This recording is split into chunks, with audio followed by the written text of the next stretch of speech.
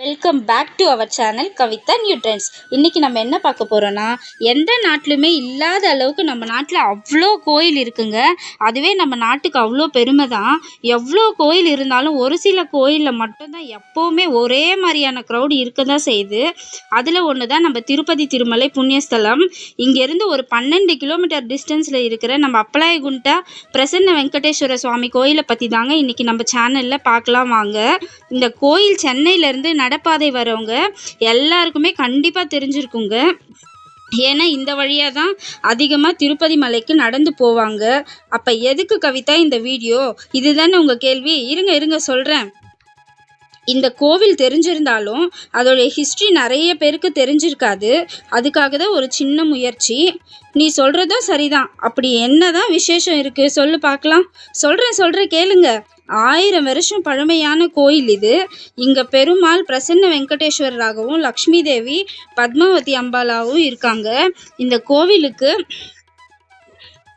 புராணங்களில் என்ன சொல்லப்படுதுன்னா, பூலோகத்தில் பத்மாவதி அம்பாலை கல்யாணம் பண்ணிட்டு ஸ்ரீனிவாசன் இந்த இடத்துக்கு வந்து கொஞ்ச நேரம் ஓய்வு எடுத்துட்டு இருந்தாங்களாம். அப்போது இந்த இடத்துல சித்தேஸ்வரர் என்ற முனிவரும் அவருடைய சீடர்களும் சேர்ந்து இங்கே தவம் இருந்தாங்களாம்.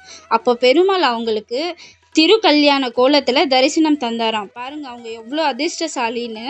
இந்த கோவிலில் ஆஞ்சநேயருக்கும் பத்மாவதி அம்பாளுக்கும் தனித்தனியாக சந்நிதி இருக்குங்க.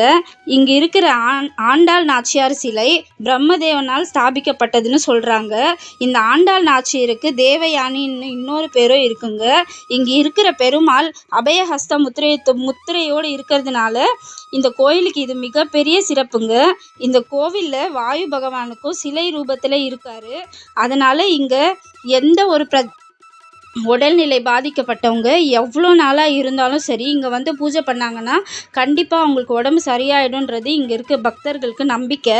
அதே மாதிரி இங்கே பெருமாள் வந்து கல்யாண கோலத்தில் காட்சி தந்ததுனால கல்யாணம் ஆகாத ஆண்களாக இருந்தாலும் பெண்களாக இருந்தாலும் இங்கே வந்து தரிசனம் பண்ணிவிட்டு வேண்டுகோள் வச்சாங்கன்னா கண்டிப்பாக கல்யாணம் ஆகுன்றது இந்த கோயிலில் இருக்கிறவங்க சொல்கிறாங்க.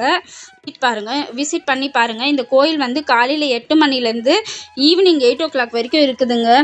இந்த வீடியோ பிடிச்சிருந்தா லைக் பண்ணுங்கள், ஷேர் பண்ணுங்கள், காமெண்ட் பண்ணுங்கள். நீங்கள் லைக் பண்ணுறதுனால இந்த வீடியோ இன்னும் நிறைய பேர்கிட்ட போய் சேரும். இங்கே பிரசன்ன வெங்கடேஸ்வர சுவாமியை ஃபோட்டோ எடுக்க முடியாததுனால நான் உங்களுக்கு லாஸ்ட்டில் பிக்ஸை அட்டாச் பண்ணியிருக்கேன். நீங்களும் பாருங்கள். தேங்க்ஸ் ஃபார் வாட்சிங். பாய். நெக்ஸ்ட் வீடியோவில் பார்க்கலாம்.